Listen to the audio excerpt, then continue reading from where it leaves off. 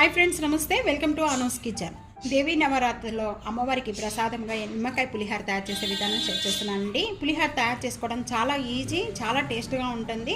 ఈ నిమ్మకాయ పులిహోర తయారు చేసుకోవడానికి నేను 1 కప్ అనేది కుక్ చేసుకున్న రైస్ తీసుకున్నానండి। ఈ విధంగా కుక్ చేసుకోవాలి పొడి పొడిగా రైస్ అనేది।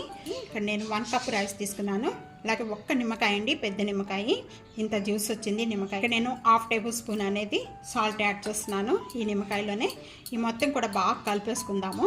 ఈ కలిపేసుకున్న దాన్ని పక్కన పెట్టేసుకోండి ఈ జ్యూస్ని। ఇక్కడ 3 టేబుల్ స్పూన్ ఆయిల్ యాడ్ చేస్తున్నానండి।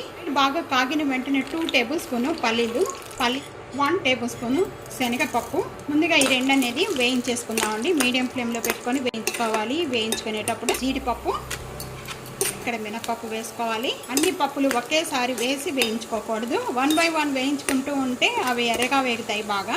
1/4 టేబుల్ స్పూన్ జీరా, 1/4 టేబుల్ స్పూన్ ఆవాలు, ఇవి కూడా యాడ్ చేసేస్తున్నాను। ఈ ఎండుమిర్చి అనేది ఈ విధంగా కట్ చేసి వేస్తున్నాను। పచ్చిమిర్చి, 1 టేబుల్ స్పూన్ పసుపు యాడ్ చేస్తున్నానండి। కరివేపాకు యాడ్ చేస్తున్నాను కూడా। ఇంకా స్టవ్ బంద్ చేసేసుకుందాం। ఇక్కడ ముందుగా కుక్ చేసుకున్న రైస్ అంతా కూడా కొద్దిగా వేసుకొని మొత్తం కూడా కలుపుకుందామండి। ముందుగానే ఒకేసారి అనేది యాడ్ చేసుకోవద్దు, పులుపు కానీ సాల్ట్ కానీ అడ్జస్ట్మెంట్ చేసుకుంటూ కూడా వేసుకోవచ్చు। ఈ తాలింపు అంతా కూడా ఈ రైస్లోకి యాడ్ చేస్తున్నానండి। ఇదంతా కూడా బాగా కలిపేసుకుందాము। ఈ విధంగా కలుపుకోవడం వల్ల నిమ్మకాయ పులిహోర చేదు అనేది లేకుండా చాలాసేపటి కూడా చాలా టేస్ట్గా బాగుంటుంది। చేతితో కలపడం వల్ల మొత్తం కూడా బాగా కలుస్తుంది। నేను చేతితోనే కలిపేస్తున్నాను।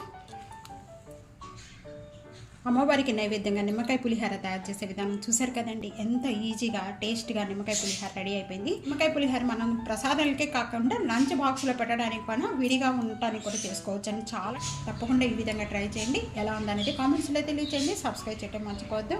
ఇంకా ఎన్నో రకాలైన వంటకాల కోసం టీ.ANU'S కిచెన్ సబ్స్క్రైబ్ చేసుకుంటూ ఉండండి। Thank you for watching.